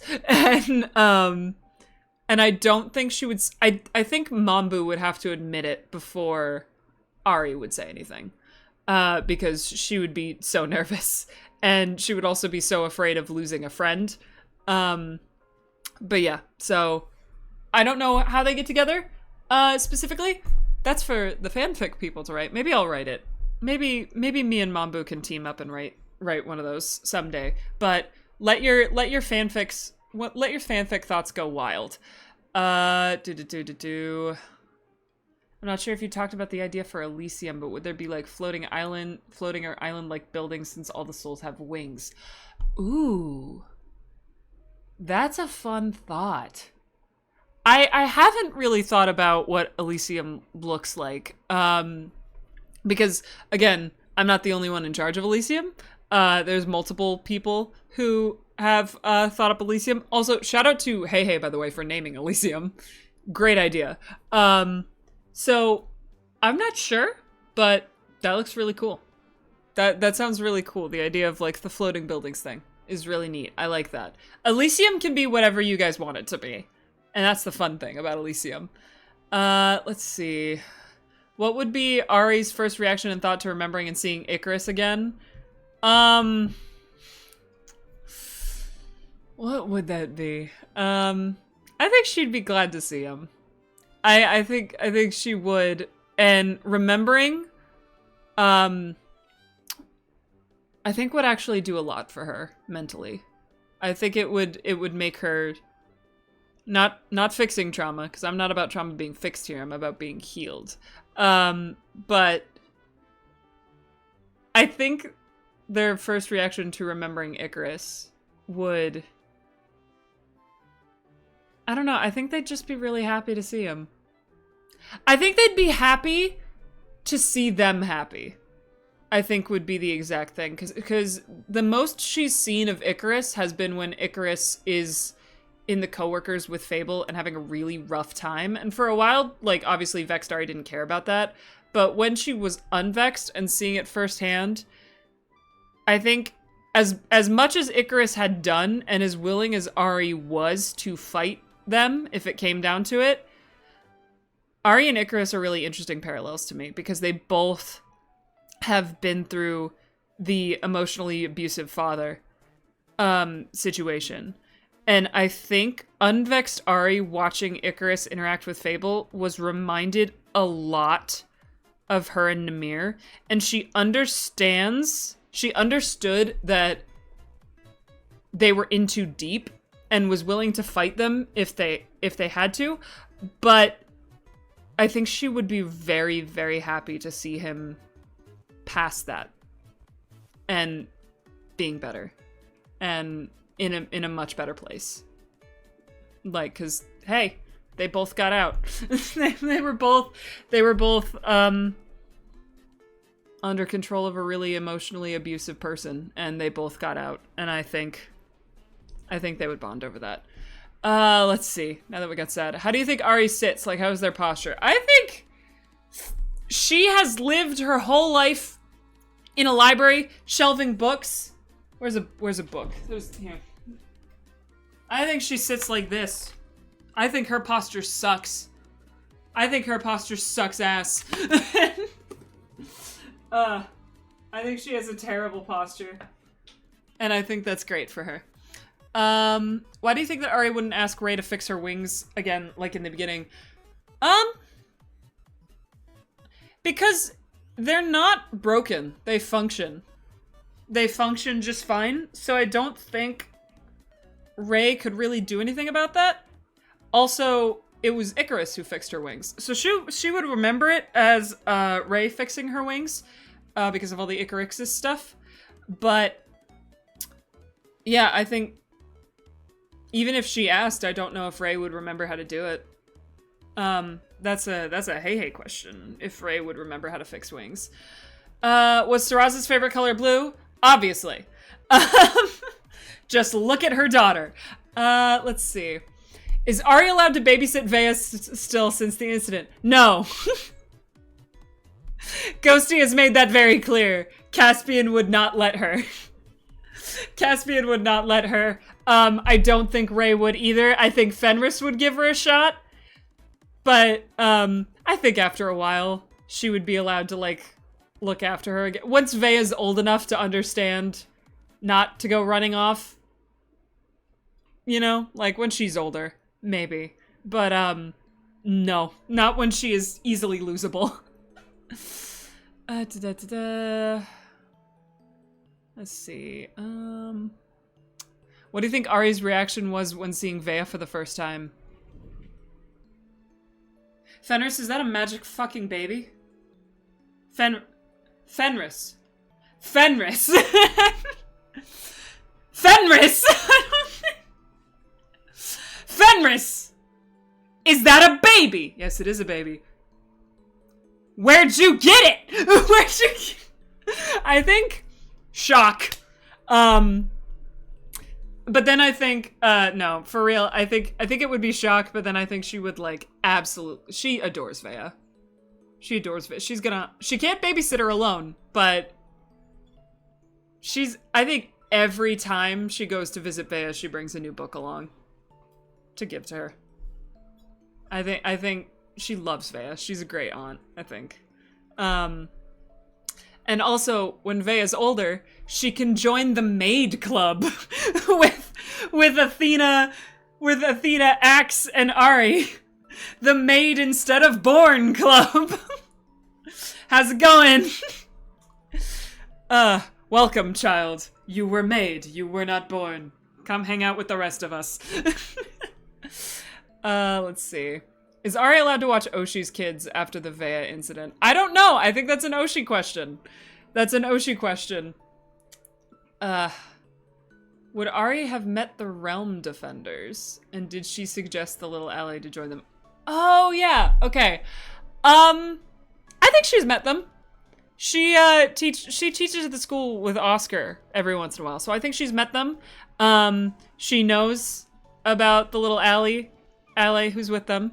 And she thinks it's great that I really do think that Ari, I think she lets the allies leave Elysium if they want to. She did say, like, stay there while it's being repaired, but I think when Elysium is, like, a lot stronger, the allies go to and fro as they please. And I think Ari really likes that they're safe enough that they can make friends outside of Elysium. Yeah. That's a question that has spoilers in it.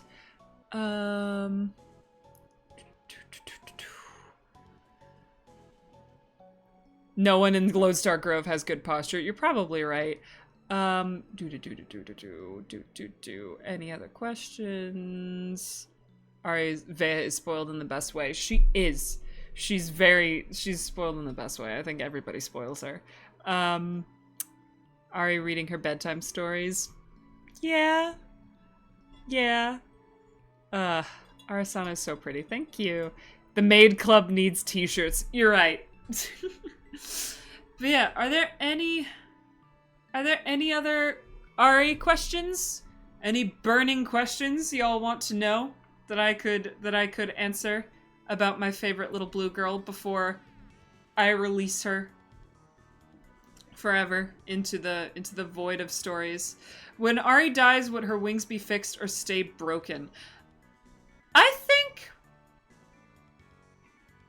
think they'd be back. I think they'd be fixed when she's a soul.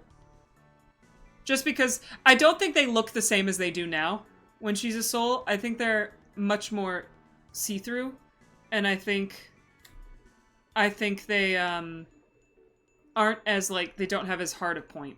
They don't have as defined a point as they do. Does she have a favorite ally? No. She loves them all equally. She loves you all equally. What do you think Vea would call Arasana? Art has answered this. Vea calls Arasana Auntie Ari, which I think is so damn cute. It's adorable. She's Auntie Ari to Vea, which I love. I love very much. What is her reaction to seeing Saraza in Elysium? And would Saraza ever become a soul, one after the other? I've talked about this on Tumblr. Saraza never reforms in Elysium because Saraza was husked and then that husk was sacrificed. So she was not mortal when she died. Saraza does not ever come back. And that's important to me because I think one of the messages at the core of Fable, specifically what Icarus and Fable talked about in the ending monologue between the two of them, is that people die and it sucks. And that's just something you have to live with. And for Ari, her whole story is so tied up in her grief over her mother. And it's grief is at the core of Ari's story. And I think at the very end, to suddenly have Saraza come back from the dead and be fine would undo a lot of that. Because Ari's story is meant to be about losing someone early, losing someone before you should have, and having to deal with it. And she has to deal with it with Saraza. So yeah, Saraza never comes back. And that's something that Ari has to live with. Because if she didn't learn to live with that, she would go down the same path that Fable goes down. Because that's what made Fable a villain, was being unable to move on. So yeah, Saraza never comes back. And Ari learns to live with it. And it's just part of her story. Whew. Without dying, life wouldn't be worth living. Exactly. Yeah. So, Saraza never comes back. Now, that doesn't mean I'm against Fix-It Fix. If you guys want to do a Fix-It Fic where she comes back and they have a cute picnic together, I'm all down for that. That's adorable. Fanfic is made to go outside of the boundaries of canon. But canonically, no. Canonically, she never comes back. You all can do whatever you want, fanfic-wise, but canonically, she never comes back. Would Ari have gotten rid of the sarcophagus? I think we talked about this as a cast. I think Caspian and Ari together get rid of it. because they talk about, I think we talked about it at the very end of the finale, is like, no, we don't want to put anyone, no one has to go in there again. And besides, Athena broke the hell out of it. So, so it's completely unusable. So yeah, probably. They would probably get rid of it. And probably get rid of the sarcophagus. Does Ari ever interact with Isla or Endirian? I think yes. I think she sees them in Elysium, especially since so many of her friends go to see Isla and Endirian. Well, Isla gets to be alive in the mortal world. So yes, I think she interacts with Isla. I think she interacts with Endirian. I don't know what either of their reactions would be to her. I think that's a hey question. What would Ari think if Fable showed up in Elysium? She's stabbing him. I've said that a couple times in streams. It's not a joke. That man is not coming back. Ari does not forgive and does not forget what he's done. If he were to return, she is stabbing him and sending his soul back to wherever it was when it was scattered. That's my personal ending. If other people, if anyone in the cast is like, yeah, he comes back and he's better later, then that can be the real one. But in my personal belief is that Ari would stab him again. She would not let him come back. Because he took too much from her and from everyone else. She does not forgive, she does not forget. That man is not coming back if Ari has anything to say about it. I don't think Epros would let them reform. Probably not. But I don't know. I don't know what Epros' thoughts are. But yeah. Kill that man again. I will never forget what you did, and I will never forgive you. Exactly. Yeah. He killed her mother. For nothing. He killed her mother for nothing. That's it. That's all there is. She will not forgive. She will not forget. If that man pops back up in Elysium, she is curb stomping him into the dirt. Sending that soul back. Fuck you. Yeah, no. Fuck that noise. It's on site! I love thinking that the allies have favorite people and souls in Elysium and outside of it. I saw that Tumblr post. It's adorable. I wholeheartedly agree. I wholeheartedly agree that the allies have favorite people that they hang out with. I think it's very sweet. I think it's very sweet that the allies go and hang out with different members of Lodestar Grove because they like them. My name is Arasana. You killed my mother. Prepare to die. Yeah. I wish I could have hit him. I so badly wish Ari could have hit him, but it wasn't possible. But yeah, with that, if there's no more questions, let's do last call for questions. Last call for any questions about Ari. And remember, tomorrow is the cast Q&A. That is tomorrow, right? No, it's not. It's on Sunday. What am I talking about? Sunday is the cast Q&A. At 6 p.m. Eastern Standard. So if you come up with a question for us all, you can send it in the form on the Discord. I think that's still open. Can Ari bake? Sort of. She has a brother who helps her. I don't think she does it on her own. But she has another. She has a brother who likes baking. So I think she does with him.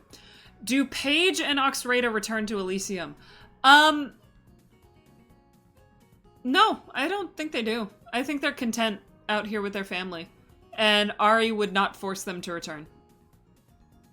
Ari would let them be safe and happy because they have spent far too long living in fear.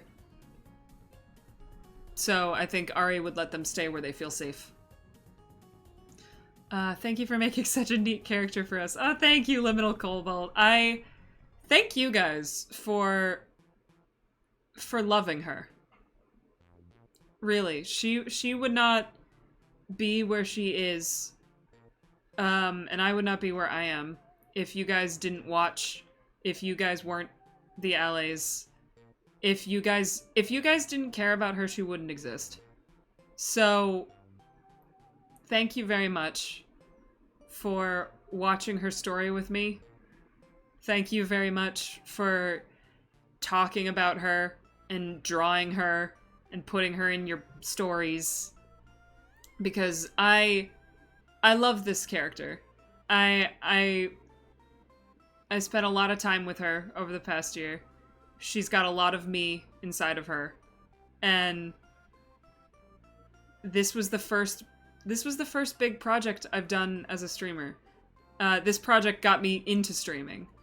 Again, I left it behind so long ago, and now I'm back into it, and I really love it. And I have all of you to thank for this. I have all of you to thank for this beautiful story, and for letting me tell it, and for being such enthusiastic listeners. And yeah, you guys supported Fable SMP, and it was wonderful. And now it's over. But that doesn't mean it's over. You can keep it alive as long as you want. Keep writing stories, keep drawing the blorbos, keep coming up with your silly little headcanons. I know I will not be leaving the Tumblr tag anytime soon. And yeah. Fable has meant a lot to me over this past year. And it makes me so happy that it meant a lot to you guys too.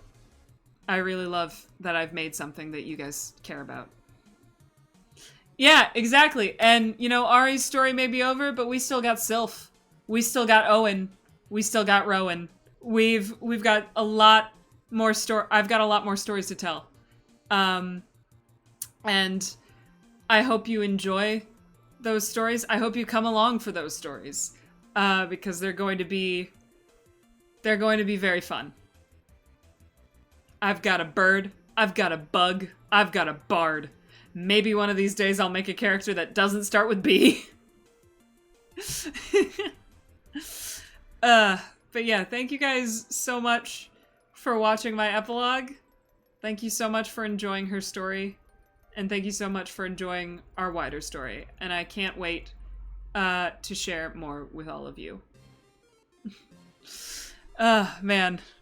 I'll never forget you calling me one of the comedy backbones of the Fable community. Because you are, Viscount! You are! It's hilarious.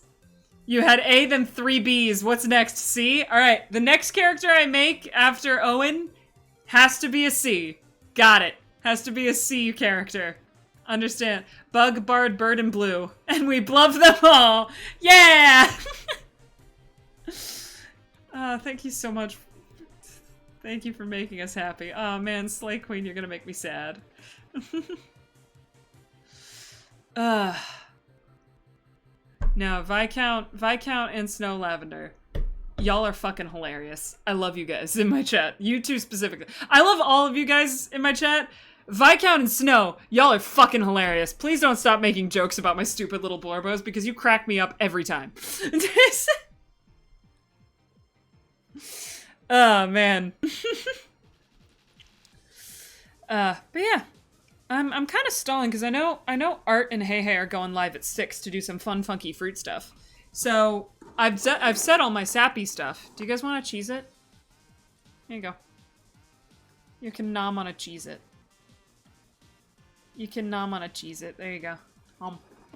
How is Ari and Fenris siblings? They're found family. There's nothing biological there. Cheese it. Here, hang on. You guys want the whole box? Here you go. Reach in there. Grab some Cheez-Its. Cheez-Its for the whole gang. It's Cheez-It time. We're just gonna chill here with our Cheez-Its until Art and Hey Hey go live with Fruit Time. I'd be concerned if they were biological, because how one is blue. Exactly. Jesus. Yeah. I'm so hyped for more bird lore. We're having a meeting about bird lore tonight. I'm very excited. We're gonna talk about bird things tonight. Fenris just said, "You are my sibling now" to Ari. Yeah, that's pretty much what happened. You have Cheez-Its in your pantry? Nice. I'm gonna go. I have stuffs to do. Yeah, go. I'm just chilling here, waiting to raid in to Art and Hey Hey. So if you guys got places to be, thank you so much for stopping by. Who are you wanting to win the non-canonical ship bracket? I personally think it would be hilarious if Aribu won the non-canon ship bracket, considering it's canon. Yeah. But I want Aribu to win. I think there's no stopping wet birds. I know you guys. And you love wet birds. I think wet birds is taking home this trophy. I know you guys too much. I want Aribu to win, but I know in my heart that wet birds is taking it home. I need Sylph and Taliesin to meet. They're gonna, eventually. I also need them to meet. Oh man, I need to catch up on so many SMPs. Well, there you go. One's over. You can catch up with the other ones. Wet birds is a steamroller. It really is. Did you see the difference between Raven and wet birds in that poll? It was like 92% to 7. Like, wet birds is gonna just crush all of us coming through here. Kaisana dub, please, for the lesbians. Specifically this one. That's true. I wholeheartedly believe, I thought of this at the Picker stream, that Hey Hey, Ghosty, Art, and Sherb did. The real power couple would have been Vexed Ari and Geist. Those two together, dangerous. Love it. I take full responsibility for wet birds because of splatter days. That's fair. That's fair. Where's the poll? The poll is on Tumblr. There is a Tumblr account called Fable Non-Canon Ship Bracket. Y'all should go check that out and vote. It's very fun. I like it a lot. Ven lost his fiance and they both suffered Fable, so now they love and all, and we go, they're trauma bonded and they can actually bond. More MCYT Toxic Yuri. Yeah! No. Geist and Vexed Ari. That's the real good content. You want a hate ship? Yeah. They're both fucked in the head. Do you know what kind of crazy ass shit you could write about the two of them? And I'd look at it and go, yeah, that would have happened. Oh man. Oh man. Prison Do is also pretty popular. True. I still think Wet Birds is gonna fucking steamroll. I think it's gonna just destroy all of us. I do think it's funny that I hope Aribu gets really far in the non-canon ship bracket, because I think it'll be funny if a canon ship gets really far in the non-canon ship bracket. Also, I'm competitive. I'm competitive as hell, alright? I want one of my little Blorbos in the final, alright? I want my little Blorbo to be in the finale, okay? I want her gay relationship to be in the finale. You'll write it? Cobalt? If you write it, that would be awesome. I would high-key love to see it. I love reading fics with Ari in them. It makes me so happy. 6 p.m. Alright, let's see. Are Hey Hey and Art live? Are these fools live, or do we have to wait a little bit longer? I think they're not quite live yet. So let's hang out for like a few more seconds. We'll see. We'll see. We will see. I have Discord messages I should look at. But I'm gonna hang out with you guys for a little bit longer. Wet Birds isn't just a steamroller, they're a whole storm sweeping away every other ship. You're right. Oh, Hey Hey went live? Okay, sweet. I'm gonna send you guys over to Hey Hey. Go enjoy the fruit stream. Thank you so much for hanging out with me. Thank you so much for following Ari. Thank you so much for loving her. as much as I did. But yeah, Saturday, I'm doing a fun stream with Art at 1 p.m. You should definitely be there. It's going to be a really fun time at 1 p.m. doing a stream with Art. And then on Sunday, 6 p.m. Eastern Standard Time, the full cast Q&A. So you should definitely come to that because that's going to be a lot of fun. So yeah, I will see you guys later. Let's start this raid. Go tell Hey Hey how cool they are. Go hang out with Art and Hey Hey and their fruit mountain. Thank you guys so much for stopping by. Thank you for loving Ari as much as I did. And thank you for enjoying the story. Bye!